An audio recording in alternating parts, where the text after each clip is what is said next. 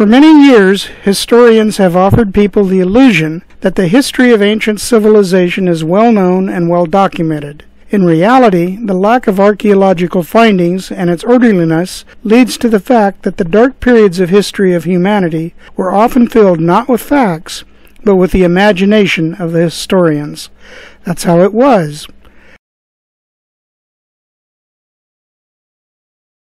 However, recently an interest in history exhibited bravery at official levels, when the imaginations of historians were revealed to be extolled above actual facts, and fantasy became more than the facts themselves. The so-called historians of the last wave speak about the existence of alien civilization, about gods from Nibiru who had created people, and frequently used obvious forgeries. Their reasonings are shallow for lack of detailed study, and critical analysis was lacking, and often their writings were deprived of elementary logic. However, they work not for science, but for the public, which with admiration swallows everything without checking their reasoning or arguments.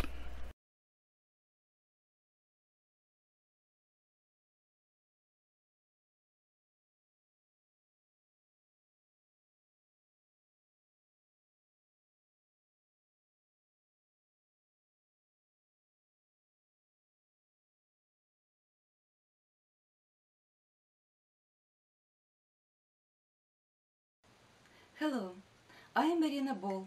I am from Russia. I have a bachelor's degree in philology. I am 52 years old, and all my life I was studying the history of human civilizations. My research based not upon inventions of modern historians, not even upon authoritative opinions of historians of the last century, but on primary sources, on written documents of ancient times, works of antique writers, archaeological finds, mythology, and the Bible, using all these sources at once.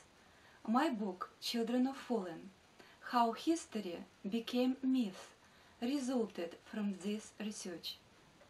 In this video, we briefly, details and resources are in the book, will tell you who the ancient gods were, why they disappeared, why many of them had promised to return at the end of days, why it is important for us to know when and why those gods will return, why it is allowed today to speak openly about the acts of secret societies, why Sitchin and other Sodi historians became popular, and much more. That theory of evolution is a big joke. The Great Flood, described in the Bible, really was. You can find that information on the net. Now we will discuss what happened after the flood.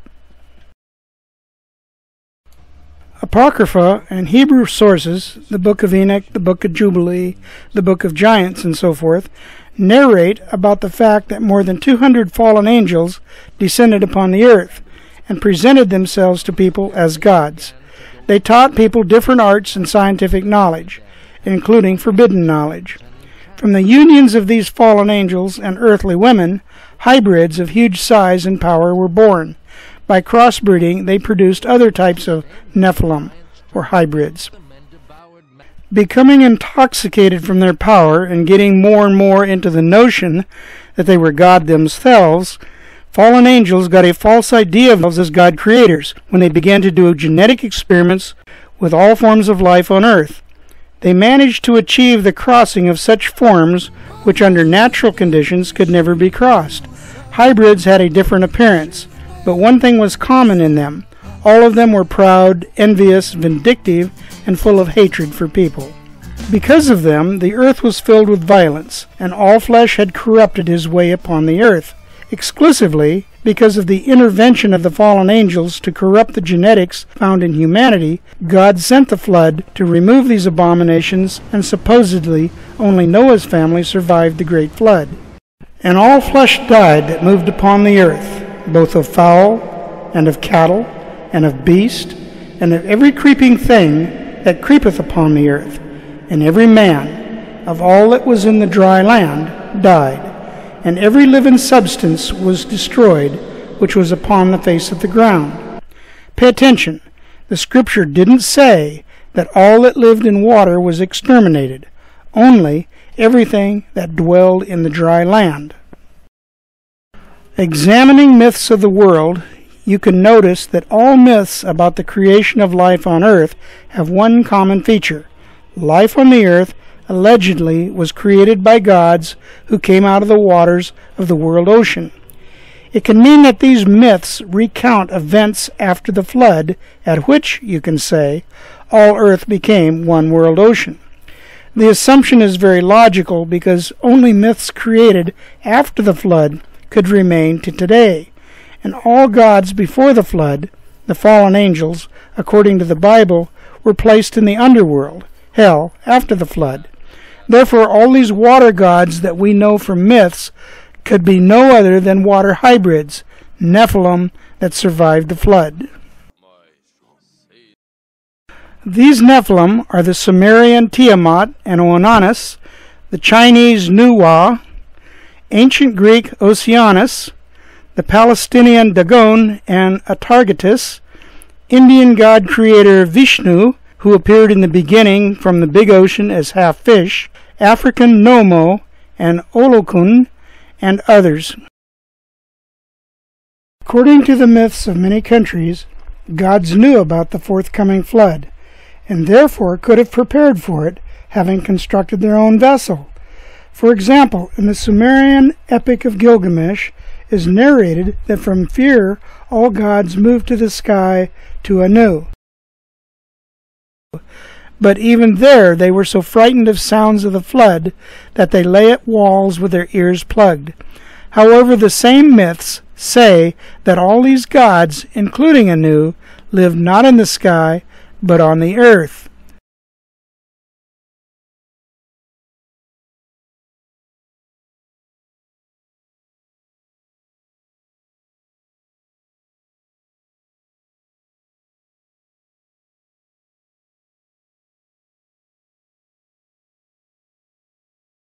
The Nephilim could survive the flood only on a well-equipped vessel. In the myths, along with the gods that survived the flood, Noah is mentioned, as the Sumerian Ziusudra, Akkadian Utnapishtim, Indian Manovavasvata, Greek Deucalion, African Tumbainat, and so forth.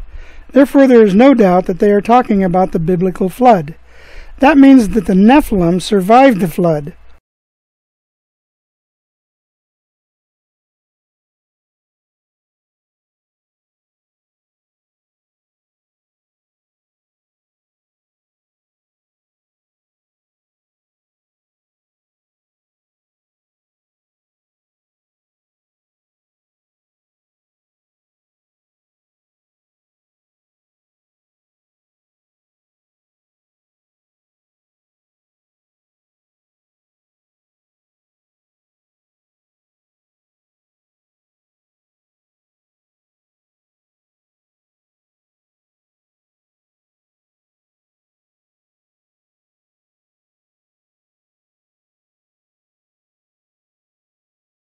Why had God allowed that? As you remember, once, long before the flood, God not only didn't kill Cain for the murder of Abel, but even had placed on Cain his protective mark so that no animal nor a Nephilim would kill him. According to Jewish sources, Cain wasn't Adam's son, but was the son of the fallen angel Lucifer. God protected the seed of Nephilim from complete annihilation during the flood, the same way he protected the seed of Lucifer, Satan. God gave to his seed, God's people, and to the seed of fallen angels, Nephilim and their descendants, identical conditions for life until the very judgment. Jesus referred to it in the parable about the wheat and the tares. Wheat, the seed of God, was planted by the owner, God, in his field, the earth.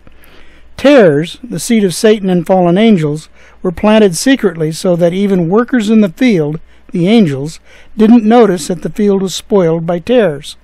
When they addressed such to the owner with the offer to pick the tares out, he told them to let the wheat and the tares to grow together until the harvest.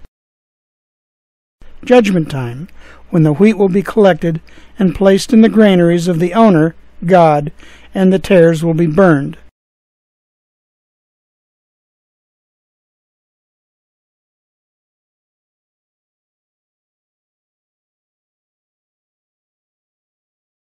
Therefore, it is quite possible that besides the 8 people of Noah's family, God allowed to escape from the flood 8 dry land Nephilim, the family of Anu, the Anunnaki,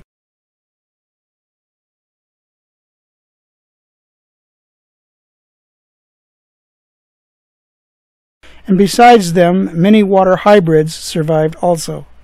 These 2 camps of Nephilim, the Anunnaki and water hybrids, were peaceful neighbors, but not for long. A relative peace between them and subordination were kept thanks to a very powerful weapon that the Anunnaki had stored. In Sumer, it symbolically was called the Tables of Destinies. In Egypt, the winged sun. In Greece, the golden fleece, and so forth. But over time, some water Nephilim managed to find in the sea weapon warehouses. The civilization before the flood was probably much more advanced than ours. After all, for 1,500 years, it was ruled not by people, but by angels. Usually traces of that civilization of people are considered as traces of Atlantis or civilizations from other planets. God's underwater search for treasures and weapons in Indian myths was called churning of the ocean of milk. It was successful, and then some water hybrids began to attempt to establish their authority. However, the Anunnaki were preparing for the roles of gods much better. They weren't going to let out the power from their hands. Then there was the first war, in which the water hybrids were subdued by the Anunnaki. In Sumer, it was the war of the gods, Anunnaki, with Tiamat and her armies. In Greece, the war of the gods with the Titans. In Ireland, war with the first Fomorians, and so forth. After that, the power passed to the Anunnaki. But shortly after that, they also broke up into 2 camps, and battles for power proceeded. The next big battle was that which in ancient Greek mythology was called the Trojan War. In India, the Kurukshetra War, and the Battle of Lanka. In ancient Egypt, the war between Horus and Seth. In Persia, the fight between Ahura Mazda and Ahriman, and so on. It doesn't mean that these battles took place in all of these countries in turn or at the same time. Absolutely not. The same heroes participated and perished in them. This single event was duplicated in the different countries. It was recorded by clerks from different conflicting camps. Therefore, insignificant characters of the fight in one country became considerable in another. Heroes in one country were villains in another.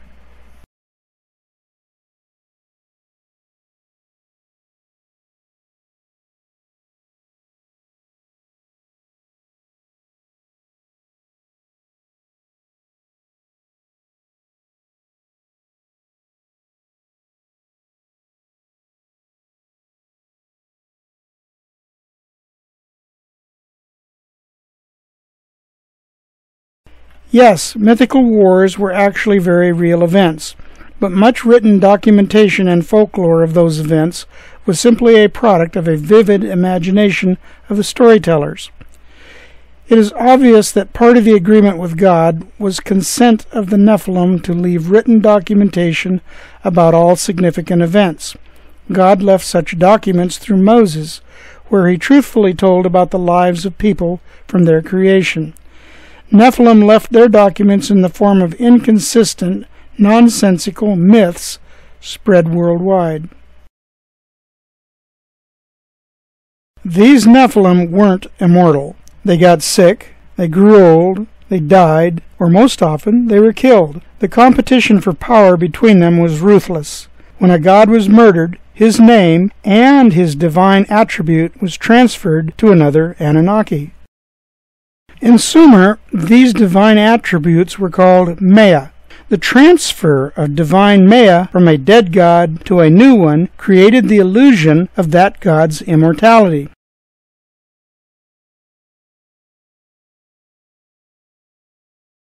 According to Cicero, there were at least 3 Zeuses, 4 Hephaestuses, 4 Apollos, 5 Hermeses, and so forth.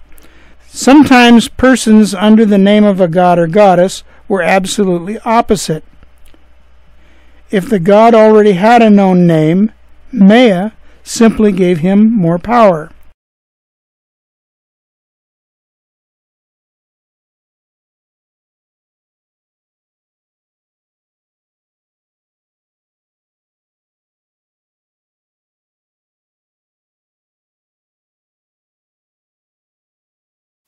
If the god of a hostile camp perished, he became a monster, often a monster of the underworld.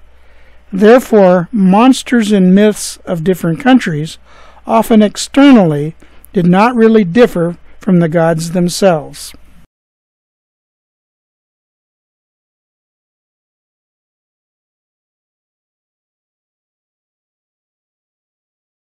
The gods had various aircraft and traveled a lot.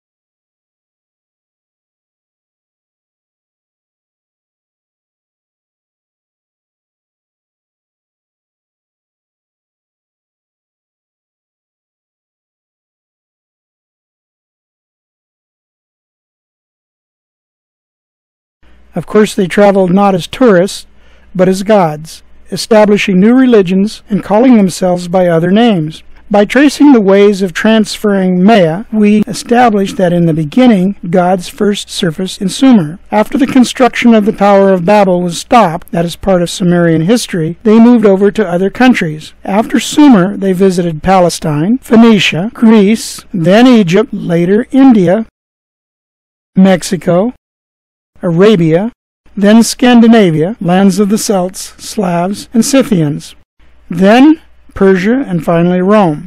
However, this is in general. Certain gods had reached some places before others.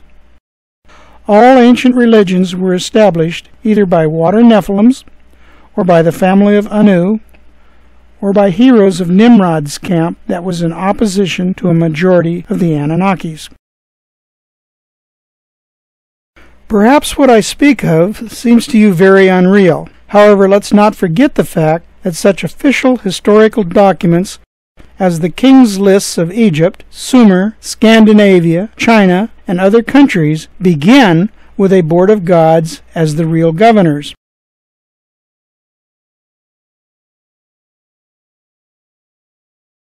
And all of the first dynasty of the Egyptian pharaohs, as it appeared, consisted of very popular gods: Osiris, Isis, Horus, Seth, and others.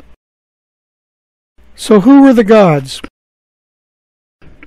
Plutarch called them great demons, and referring to more ancient writers, stated that they have been stronger than men, and in their might greatly surpassing our nature, yet not possessing a divine quality. Nephilim were stronger. Many of them were giants, possessing weapons, aircraft, instruments of labor, drugs, incredibly beautiful clothes, and luxury goods, and also vast knowledge brought by them from the antediluvian civilization.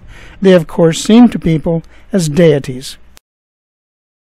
Externally, they strongly differed from the images known to us. Some hints of their external imperfection reached us through myths. So, for example, mortal Niobe declared that her children were more beautiful than Artemis and Apollo. For that, all her children were killed by them. The demigod Prometheus appeared to be the Sumerian Nuska, or the Egyptian Bes. And Inanna, who at one time was Aphrodite, in Ur, was represented as a reptoid.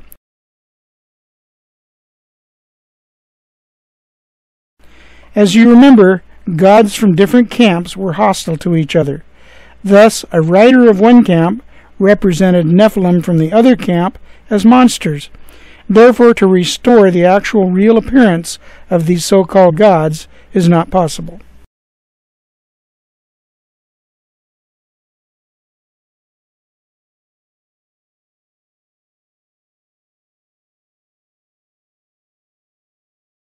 However, the information about their characters remained intact, and their characters were far from being divine. Gods lied, killed, took revenge, stole, got drunk to unconsciousness, were engaged in forgeries, and conducted many sexual crimes. Their road to power was plentifully strewn with corpses of their former colleagues, former lovers, enemies, and admirers. Everywhere where they arrived, they established cults in their honor, built to themselves temples, and established a caste of priests. The local storyteller right away began to compose fairy tales of this new god, who claimed to have been there before and took part in the creation of people or their protection against any primary monsters. Those who didn't believe in the new fairy tale didn't come back home. Priests collected taxes from people for divine protection. If taxes were not paid, the god visited the stubborn and acquainted them with his divine weapon. Thus, by force, intimidation, and fear, they were establishing worship to themselves. Besides imposing religion, the Nephilim had another mission: to flood the earth with their offspring. We gods have physical appetites, you know, which we have more than aptly demonstrated for thousands of years. With this sex mission, they coped especially well, having established the right of the first night, as it was done by King of Uruk, Gilgamesh, having sex with newly married before their husbands could touch them, or simply raping all whom they desired, including persons of the same sex, children, animals, or even the dead. In their harassments, they didn't accept rejections.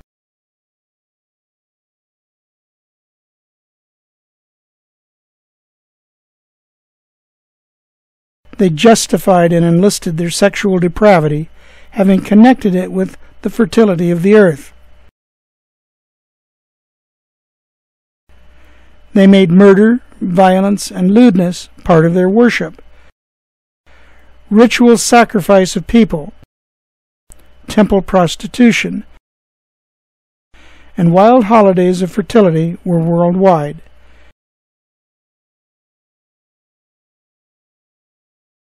They sucked blood and with sadistic pleasure mutilated people. Feelings of compassion and shame are unknown to them. These things are simply not in their matrix. They would have sex with their own children. They could rip the skin off a friend, kill their own parents, or subject a child to an agonizing death. Almost all Anunnakis died a violent death. Because of greed and vindictiveness, they killed each other. So later, all Maya, the divine attributes, were concentrated in the hands of the one God who became a god of everything.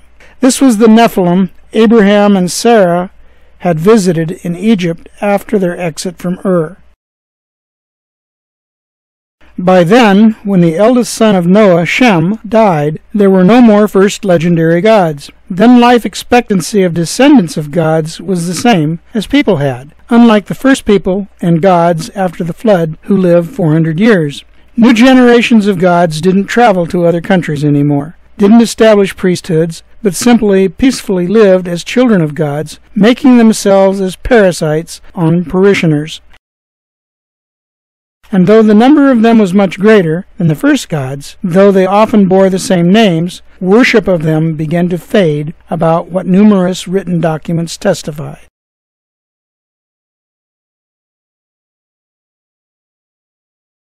When Christianity became the state religion of the Roman Empire, it was violently introduced in pagan provinces.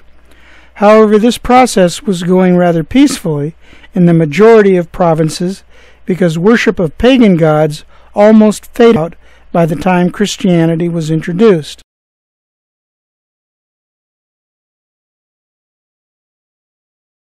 But why did the worship of these false gods still continue 2,000 years after their death? How were priests still able to preserve their worship? Do these gods after physical death really become gods of the underworld? According to the Book of Enoch, the Nephilim who died during the flood lost their physical bodies, but having genes of angels, they became incorporeal, spiritual beings, demons. Unlike the fallen angels who were placed in the underworld, these demons could move freely in two realities. They also became assistants to gods after the flood. Probably Nephilims became earthly demons after death also. Demons were helping priests to hold on to the illusion of the power of dead gods. Thus, according to the testimony of Alexander the Great biographer, in 331 AD, when Alexander had conquered Babylon, in the temple of Marduk, they saw the body of the god which was floating in a gold coffin in oily liquid. And though Marduk had died many centuries prior to Alexander's arrival, there, before the introduction of a king to the throne, the ancient ritual of Marduk's affirmation of the future king was held. There in the dark room of the temple, invisible Marduk supposedly touched the outstretched arms of the king. By the same means, statues were moving and heated by themselves. Images talked and cried. Candles faded and flashed. These were demons who were engaged in prolonging the tale of ancient gods. Later also there were other fallen angels, watchers, who joined Satan after the flood. Because angels after the flood were forbidden to appear to people, they did it not openly as earlier, but secretly to their descendants and admirers as ancient gods or teachers, and they helped to prolong worship of dead gods also.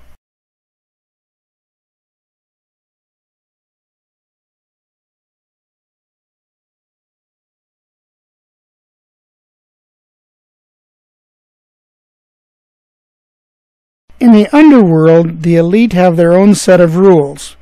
Those who killed more people, to whom human sacrifices are still made, those who enticed more sinners into the underworld, those demons are considered as elite.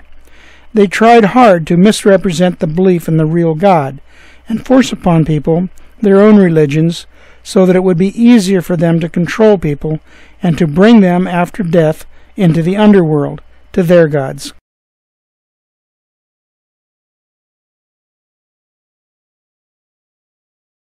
Why did Jesus state that the last days before the second coming would be like it was in the days of Noah? According to Bible prophecy, see a link on video at the end of this video, we already live in the last days. Then what was it like in the days of Noah?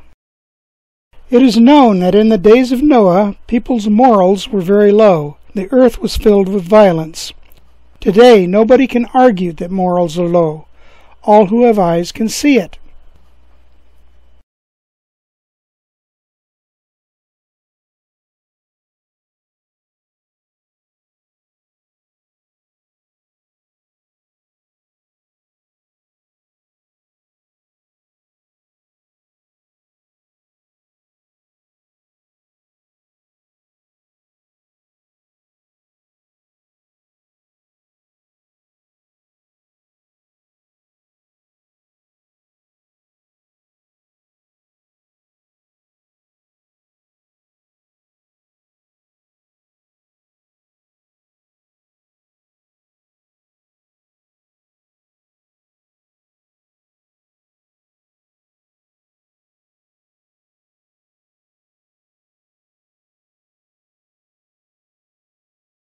Prostitutes give lessons of their skills openly on the internet. Sexual minorities, including pedophiles, defend their rights for their sexual preferences. The Institute of Family is collapsing. Criminals begin their evil at younger ages, and an interest in magic and the occult gets stronger all the time.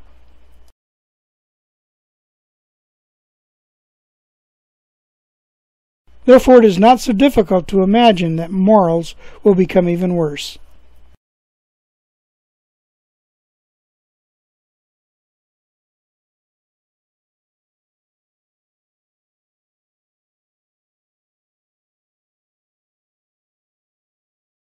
However, about the time of Noah, we also know that fallen angels and the Nephilim governed there, and they carried out genetic experiments with all types of life on the earth. As you know, mythology of many peoples say that these gods will return for the last battle before the end of the world, in the Scandinavians, or will return to establish the new golden age, the Aztecs, the Persians, and so forth. Is it possible that we will see fallen angels and the Nephilim as Noah saw them? Actually, you have already seen many of them. The Nephilim, the tares that live among us, don't differ from us physically. As you remember, the tares will be easily distinguished from the wheat only at the time of harvest, the judgment. For now they can be your colleagues or even neighbors. These are sociopaths. It's people who don't have a conscience or compassion. They can kill someone without pity, and they are able to hide their lack of soul behind politeness and acting.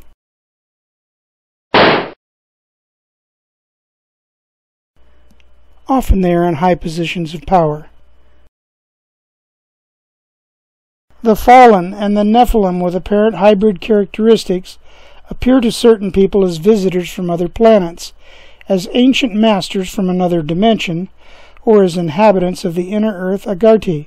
And though they say they came from such remote places, many of their contactees understand that all of them live in one place, in the underworld, in the place that the Bible calls hell.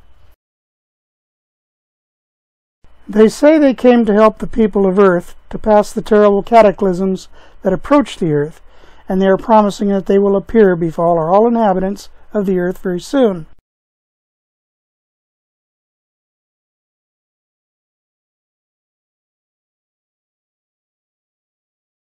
For while they appear to certain people only, they explain that they don't want to frighten earthlings by their presence. They want to prepare us for that. In reality, they haven't shown up because the time for their appearance hasn't yet come. According to the Bible, many of them will appear when the Antichrist will be exposed, but the majority of them will be let out from the underworld after the fifth trumpet. Fallen angels usually appear as humanoids with beautiful faces and perfect bodies. They play a good guy's role and even sometimes call themselves angels. The Nephilim, the hybrids, can look differently, but usually people saw them as reptilian-like. Lucifer was the cherub who was responsible for a kingdom of reptiles. Therefore, there are a lot of such aliens called reptilians. Others are insect-like, appearing as praying mantises, or humanoids with elements of beasts. Some of them are supposedly friendly towards people. Others are hostile. And the so-called greys that contact people more than others are biorobots who work for both camps, the fallen angels and the Nephilim. The ban on appearance to people doesn't extend to biorobots. This is why a lot of greys are spotted. Both camps use them for the delivery of human material.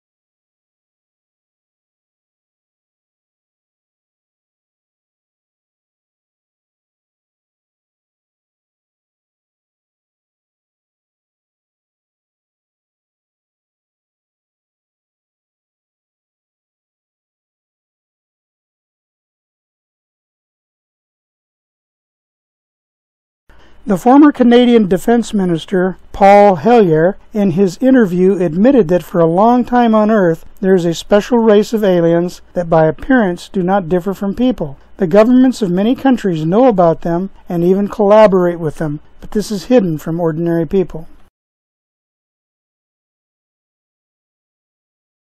Because fallen angels are forbidden to live among people, these aliens can only be the Nephilim who took on human shape.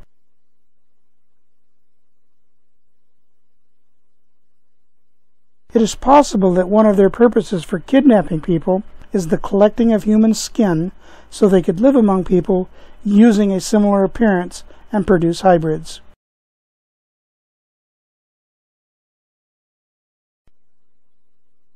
It is known that these so-called aliens perform genetic experiments with abducted animals and people. Different organs, soft tissues, and blood are taken from both cattle and people. Millions of children disappear worldwide every year and are taken by them for the same purposes. Sometimes from women they take an egg, from men sperm, and then they can be left alive. Women are used as incubators for hybrid embryos, and often the women don't even realize it. A gynecologic test and a hypnosis session helps to restore their memory about their numerous abductions and pregnancies terminated and stolen by the Greys.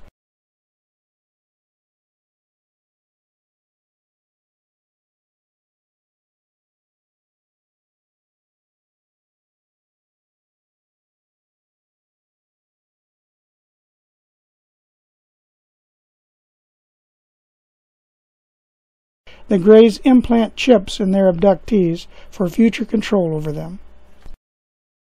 The connection of governments with extraterrestrials is no longer in the category of an urban legend. Many countries recognize their interactions as reality.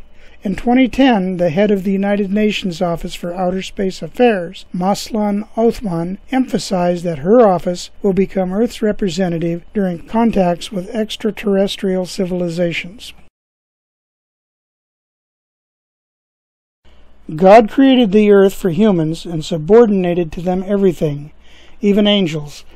Children of God can hold down the power of angels and angel-animal hybrids, but if a being has human genes also, then to do so is much more difficult.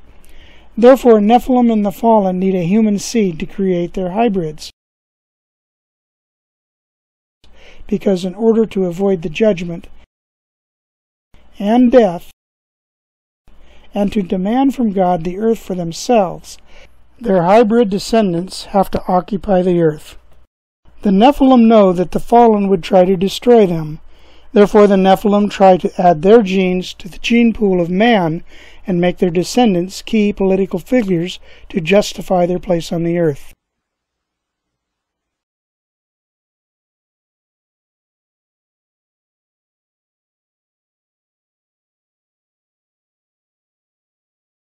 The Nephilim also want to destroy the Fallen. The Nephilim and the fallen angels are two alien camps, inhospitable to each other, that frequently cooperate with each other only because they have one common goal. First, they want to kill the majority of the Earth's population in order to have better control over the balance of the people, and then to destroy the seed of God, the wheat. Then they feel there will be no judgment for them, and they will live on the earth forever. Aliens began to work with the U.S. government before World War II. Under the agreement, in exchange for sharing military underground bases for abducting people for research, they promised to give to the government various technologies. In many respects, they broke the agreement. They kidnapped more people than was agreed to and didn't return them. They didn't give up the technologies they had promised. But one of the technologies that they did nevertheless give was genetic engineering. The government wanted to create perfect soldiers, and the Fallen needed the hybrids. It is by their requirement the government through mass media enforces low cultural standards for easier control over the people,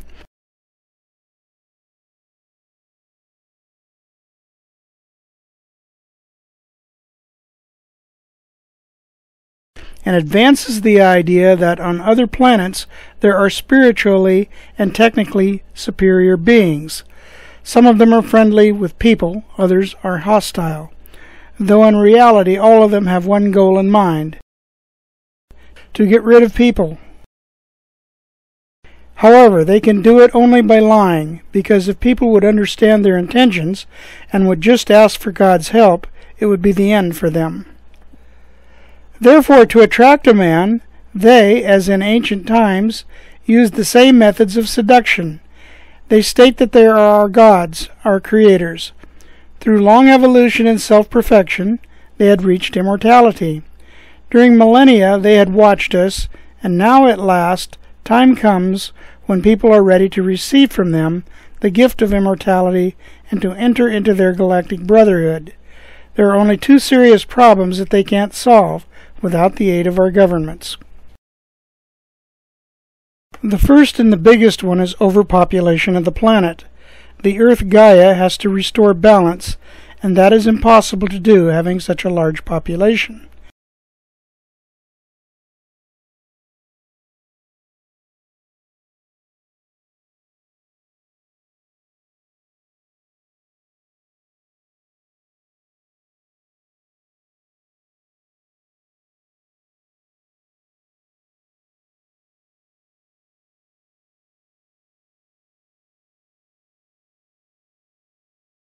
These are the Georgia Guidestones that declare that Earth's population has to be no more than 500 million.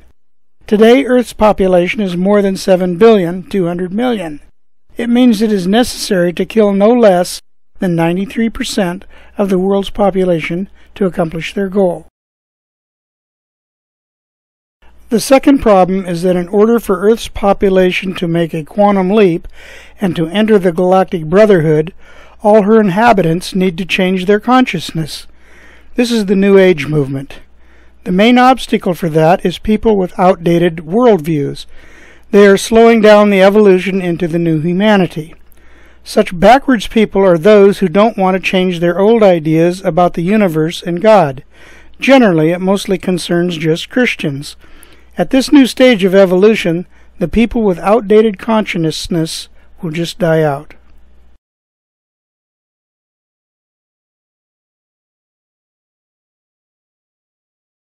By means of genetic engineering for many years in underground bases and laboratories, the Fallen and the Nephilim have already created clones of famous people, especially politicians. The Fallen had promised to the elite that by means of cloning they would be able to achieve immortality, constantly replacing blood and worn-out organs with their cloned young ones. However, not all elite had accepted the idea regarding constant operations. Besides, with such methods, unpredictability is highly possible. Then the Fallen simplified the idea, having suggested to create an artificial copy of a person which will get better than the original, will be perfect, would not grow old, nor get ill, and the consciousness of the original person will be placed in it. So men would be able to live in artificial bodies eternally, in electronic paradise where all works will be performed by machines, biorobots, and a certain number of the chipped humanoids who will serve and entertain them. Everything will become possible because all will live in a virtual reality. They will travel, communicate, make their desires become reality without leaving their dwelling place. By means of nanotechnology, it will be possible to grow any food from elements. This is the promised golden age of the gods, the era of Aquarius, for which we had been prepared for so long by the Luciferians and the Satanists. It was offered to the elite to live forever, to become gods. And the elite accepted this offer. For an ordinary person, such plans look like madness. But for the elite, it is realistic and is where big money is being spent today. In February 2012 in Moscow and in June 2013 in New York, the Global Future, the 2045 Congress took place. Plans for human civilization were discussed there. By 2045, it was stated that mankind has to make the transition to neo-mankind. The first person who promoted the idea about the transformation of mankind was the Russian billionaire Dmitry Itskov. His project was supported not only by magnates of America and Europe, but also by various world spiritual leaders. The key stages of the project are presented in the form of avatars A, B, C, and D. Avatar A, from 2015 till 2020, an artificial copy of a man's body, a robot, is managed by means of the neural interface.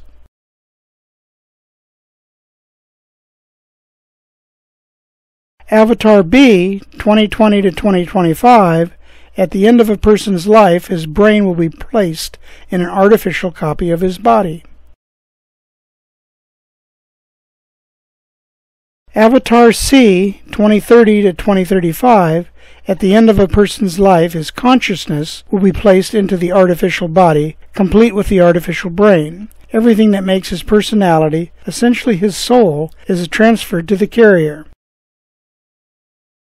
Then the era of cybernetic immortality begins. Avatar D, 2040 to 2045, a consciousness of a person is transferred to a hologram that can take various forms. Then the era of new mankind will begin. The spiritual self-perfection becomes a new priority of human's life.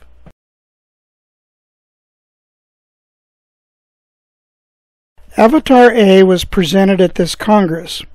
Itskov said that he already saw Avatar B. That means a brain was placed in a machine where its vital activity is artificially supported. It is known that experiments with transplantation of heads of monkeys and dogs already were carried out.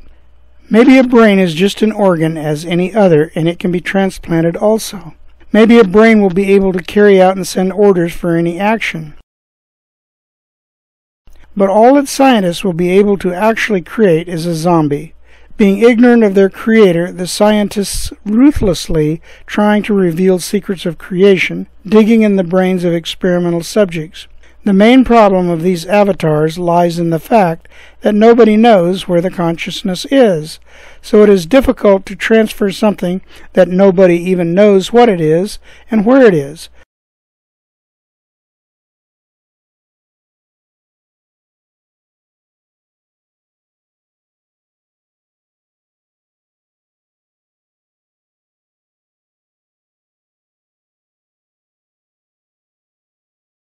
Therefore, in April 2013, Obama declared the plan to spend $100 million for the BRAIN initiative. Supposedly there is a human purpose behind it, to find a cure for Alzheimer's disease. Though according to the statistics of 2011, the mortality rate from this disease is 7 times less than from cardiovascular diseases and cancers. Scientists are sure that for preventing and curing many serious diseases, the brain needs to be connected to a computer, and everything will be back to normal. Now scientists are trying to solve the problem how to load a computer program directly into a brain of a person, at the moment of having made him an erudite, and they think that they will be able to load information from a brain into the computer also. Artificial DNA is already created. So are nano blood cells that are designed to help a brain with connection to a machine. For a while, the program about the future discussed by futurologists is perceived by the majority as innocent imagination. People don't even recognize that this plan is already in operation. It is known for many decades within climate engineering projects that special airplanes in the Earth's atmosphere were putting out such chemical compounds as granulated carbonic acid, silver iodide and lead, sulfur, and other substances. This was done in order to prevent hail from developing, to increase precipitation of snow, to lower or increase rain sediments, and so forth. However, in the last 15 years or so, in the ionosphere, tons of powder of aluminum, barium, strontium, and other metals were dumped with the purpose to decrease an influence of solar radiation and create a sun-reflective sheet and a conductive atmosphere over the planet. Usually the facts about these emissions are denied. Wikipedia insists that chemtrails is a conspiracy theory.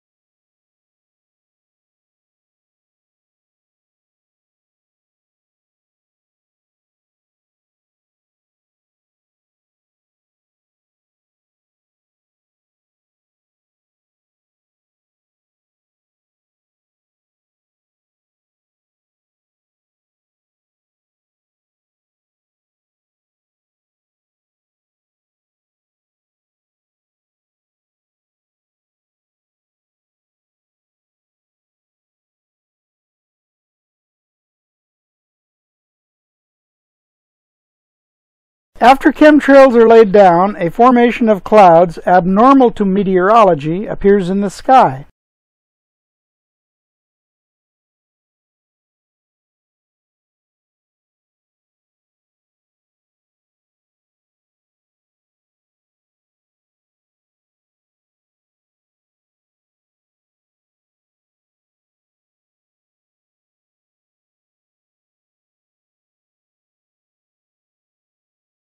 And you'd put, say, 20,000 tons of sulfuric acid into the stratosphere every year, and each year you have to put a little more, and this doesn't, in the long run, mean that you can forget about cutting emissions. We will need to rein in emissions. We'll get to it eventually, yeah. But it does. In the meantime, we're shrouding the Earth in sulfuric acid. So it is that you could actually spray sulfuric acid in the stratosphere 20 kilometers over our head and use that to stop the planet warming up in a kind of ugly tech fix. You could spray something into the atmosphere to change. Spray pollution into the atmosphere to stop it warming. So in the end, pollution saved them all. We owe pollution. We owe acid rain an apology, is what you're saying. It would be a totally imperfect technical fix. Okay. It would have risks. It wouldn't get us out of the long-run need to stop polluting, but it might actually save people and be useful.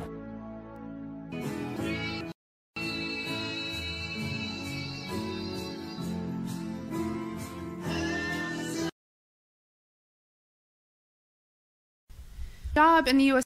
Air Force was working in bioenvironmental engineering. I'm being completely honest with you, and that geoengineering is occurring, it's been occurring, it is not new, and your tax dollars are funding this. I 100% know that the U.S. Air Force was involved. People come out of the woodworks, from EPA compliance officers to ex-people that I worked with in my career field, who I cannot state for obvious reasons. I've had pilots come forward. I've had people come forward that actually load the canisters on the planes.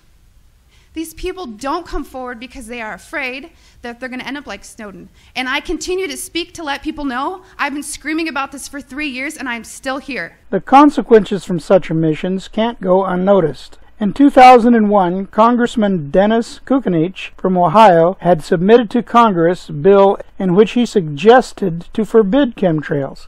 In 2007, at the UN meeting, the president of Agricultural Defense Coalition, Rosalind Peterson, stated there that chemicals sprayed by jet planes of the U.S. government and private corporations for the purpose of climate change have had a disastrous impact on agriculture and also on the health of forest plants and people also.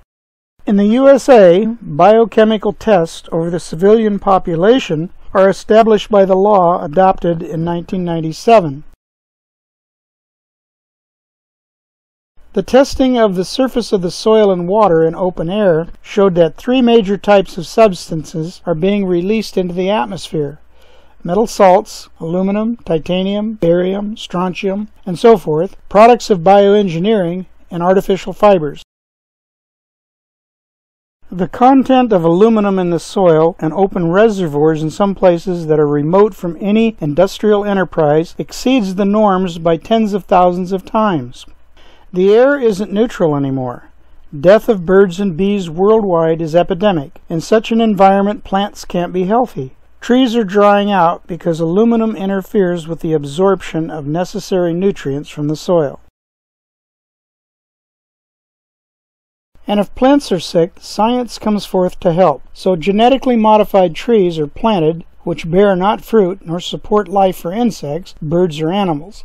And in order for wheat, corn, oats, and other crops to grow in such an environment, scientists activate in them a certain gene that makes cells blind to not noticing the high content of aluminum in the soil. Then this poison is what people eat.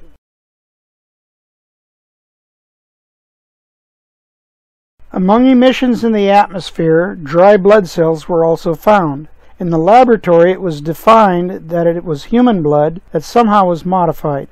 What can be the purpose for the release of dried blood? To make us cannibals? Or is it the blood of hybrids?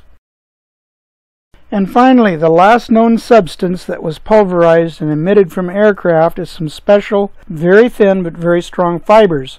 Activists who decided to investigate what these fibers are took them for tests to laboratories equipped with the most modern equipment. However, the fibers couldn't be identified. The only thing that was established for sure is that such fibers do not exist anywhere in nature. It is an artificial product unknown to civilian laboratory assistants. The new illness registered in 2001 under the name Morgellons disease, as it appeared, is directly related to those fibers. Patients complain of a sensation of crawling under the skin. They become covered by skin lesions, which by festering produce strange microscopic fibers. Samples of saliva, blood, and other liquids allowed growing of these fibers. They were not natural. Also, it is the same fibers that were found on soil after dispersions from airplanes. What was unexpected for researchers is that even people who didn't have Morgellons disease had the same fibers in samples of their liquids. Maybe the people who have Morgellons disease are simply more sensitive, and their bodies are rejecting that which our bodies already integrated inside of them. More often, patients say that now their skin emits something like crystals, plastic, or metal, and also the plaques similar to glass. Often crystals have a form of hexagons. The material that is forming in people's bodies is not natural and is absolutely new. It was tested that it can grow even out of body, out of supporting substances. It transforms cells of people. Some researchers consider that underskin structures don't get in there from the outside, but have been created inside of the body. We entered an era of nanotechnology. Nano is a size approximately equal to 1/1,000,000 of a millimeter, or 1/1000,000,000 of a meter. By means of the nanobricks, scientists can construct from bottom to top any device. Nanoparticles can self-compose themselves into certain structures. It means from elements to devices. Why would somebody want us to have in our bodies nanostructures?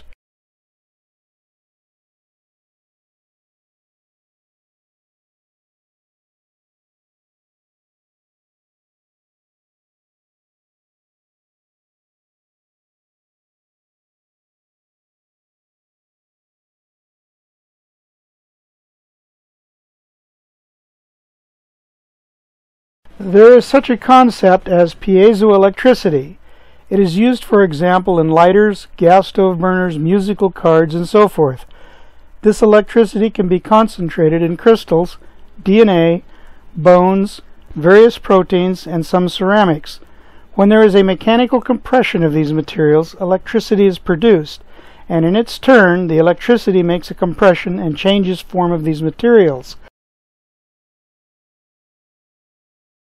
Piezo materials are used for reproduction and reception of ultrasonic waves, and the ultrasound waves possess the ability to break off body cells, to cause mutations in DNA, and also to make synthetic material in the human body alive and active. Can it be that the emissions in the atmosphere are intended to change our biology, our DNA? Would it be easier to control us or to kill us?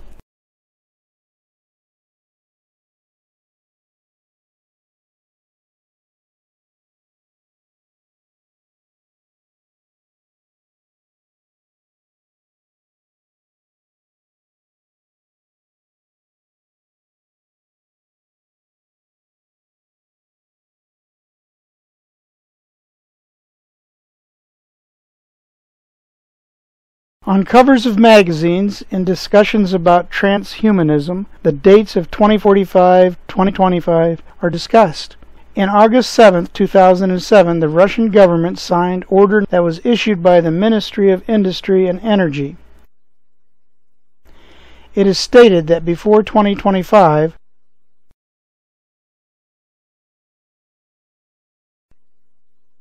most people of Russia will have to have brain chip implants. However, transhumanism is in operation already today. We are laboratory pets. Without our consent, we are already being improved by the transhumane terrestrial elite. who were already bought, complete with all their guts, by ancient gods and the fallen angels. The fear of death forces the elite to invest much money into scientific research engaged in immortality, and also in the mass media to support transhumanism. The main obstacle of transhumanism is various anti-progressive ideologies, of which mostly are considered as fundamental Christianity.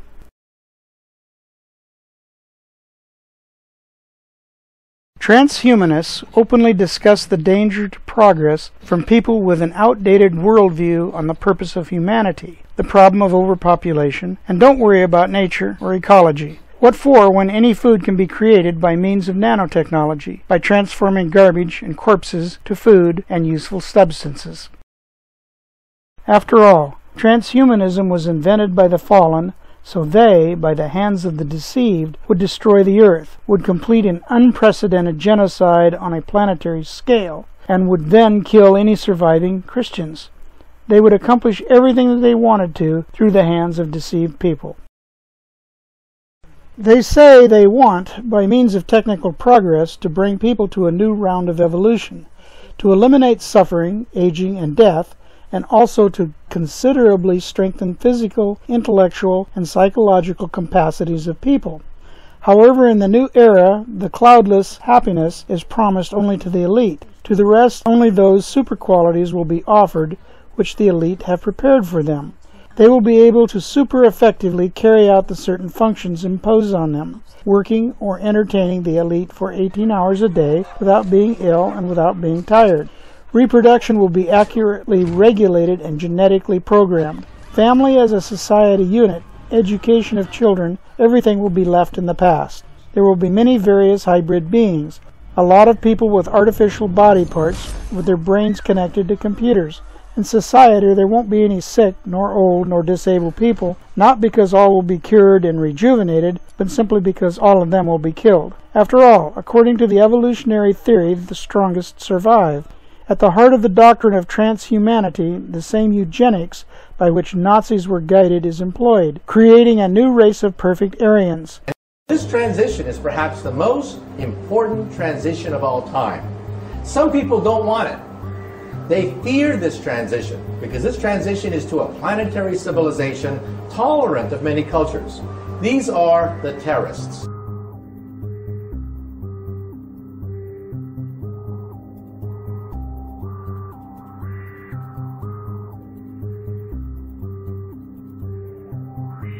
In their gut, they fear this because they know they are witnessing the birth pangs of the beginning of a new planetary civilization, and the terrorists want nothing to do with it. 500 years ago, when humans entered the New World, it was not a good outcome for the natives. And I don't expect as we enter this newer world, this brave new world, that it will be pleasant for the losers. And the winners may be some transhuman thing. But the losers, or the typical inhabitants of the last 500 years, won't be treated well.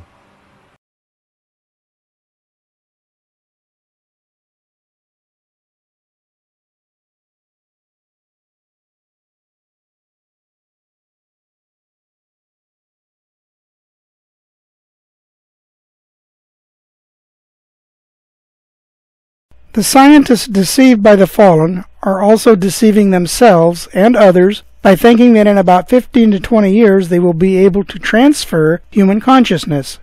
One's consciousness is a person's spirit given by God, a spirit that would face God at the great day of judgment. The fallen will never succeed in jostling a person's spirit and soul into a doll. In fact, they know it is impossible, not even in 2045. And the fallen are not interested in 2045. This promise was made by them to the elite only as good bait. The fallen recognize that the time of the Antichrist is coming, and their goal is to implant humanity with chips as soon as possible.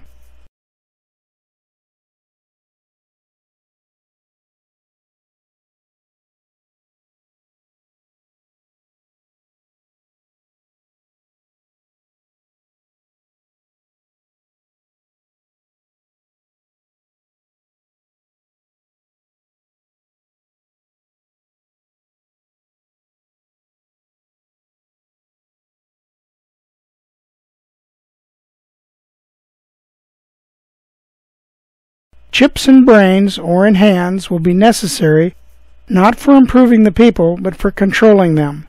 That is what the mark of the beast will be all about. When the Antichrist will appear, he would pass himself off as God. Then the fallen, chained in the abyss, since before the flood, shall come also, and everything that was kept in secret would come to the surface. We will see a lot of things that earlier seemed as Hollywood fiction. After all, Hollywood works for them. They will appear as beings from the Pleiades or other outer space systems. They will claim that they already were on our planet and that they are our gods. They had created people, and they sent to us Jesus, Buddha, Muhammad, and many other key religious figures. They will promise to help us with our problems, to make people perfect as they are. But in order to lift us to their level, each of us would need to reach a special level of consciousness, and for that it will be necessary to deny all old belief systems, including the belief in the Word of God, the Bible.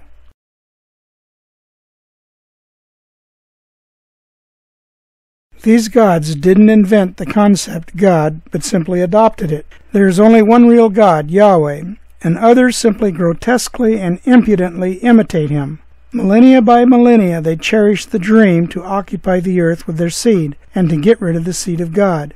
Millennia by millennia, through secret societies, they grew up their elite that was assigned to rule the world. In the last 150 years, through the Luciferian Blavatsky and her Theosophical Society, through Satanists led by Pike, and quite recently through their agents, Zachariah Sitchin, and latter-day historians as Erich von Däniken, they carefully were preparing conditions for their arrival so masses would accept them again as gods. And today, when masses are prepared, and the elite, in order to create an artificial paradise on earth, had agreed to destroy most all life, so after that, they, like a phoenix, would rise from the ashes and restore earth all over again, they are sure that they had almost reached their goal.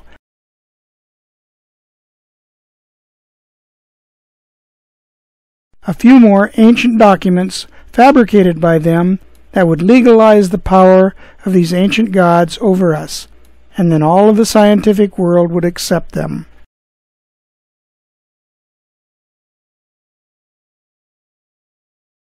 They no longer worry about the fact that classified information comes to light. What for? Time of their appearance is already very soon. Now demons and the fallen communicate with people not only through channelings, but also they come to the internet forums by themselves, representing themselves as vampires, insiders, and elite members. After all, it is fashionable today to be called so.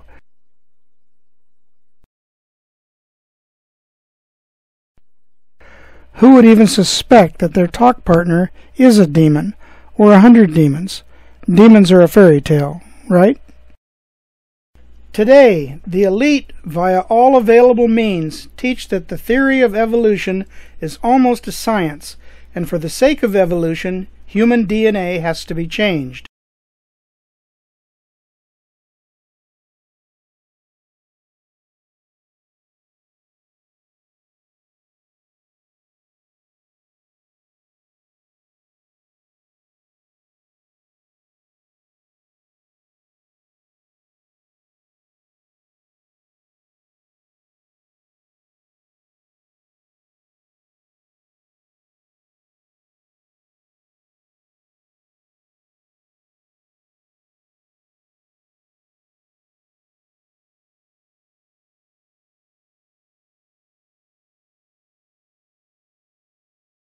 When you begin to take genes from different species to mix together all of the genetics that is available among all animals, and also to design new alterations to the genetics, well, reproductive isolation really doesn't have much meaning anymore. This is the transition to the brave new world the elite try to bring us into.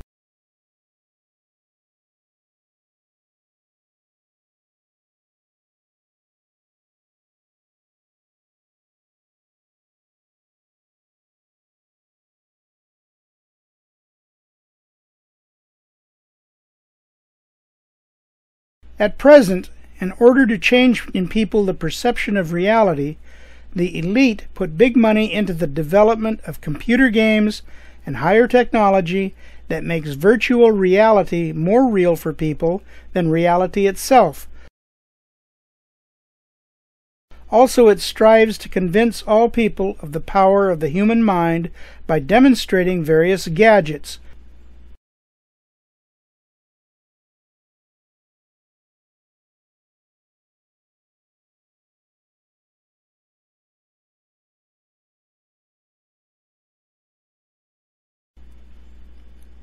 Various unusual operations with artificial extremities,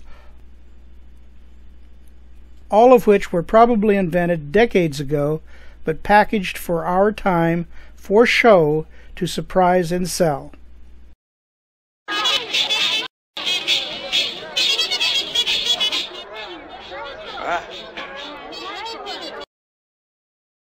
Thus the gods are coming. As before, they will bring new technologies and prosperity. They can do a lot. Angels are very powerful beings, and it's known that only one angel, during one night, killed an entire Assyrian army of 185,000 people. However, the spectacle will last only about a year and a half. After that, they will create a severe crisis. In order to end it, the Antichrist will sit down on a throne in Jerusalem, and then the change of consciousness, the rejection of the faith of the only God, will become the necessary condition for life on this earth. Because of the fear for life, of ignorance or deliberately, many will accept their conditions. Jesus will acquire the right to demand earth for God the Father only when the number of the righteous people killed by Satan will exceed the number of fallen angels and exceed the number of the Nephilim killed by the Israelites at God's command.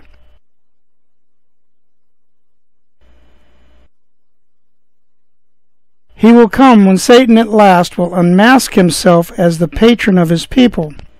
For a while he gives them money and power, so through them he could rule the world. But as soon as the fallen and Nephilim will receive the full power over the world, they would not heed their humans any longer, and evil spirits would let loose from the underworld and will torment them for 5 months.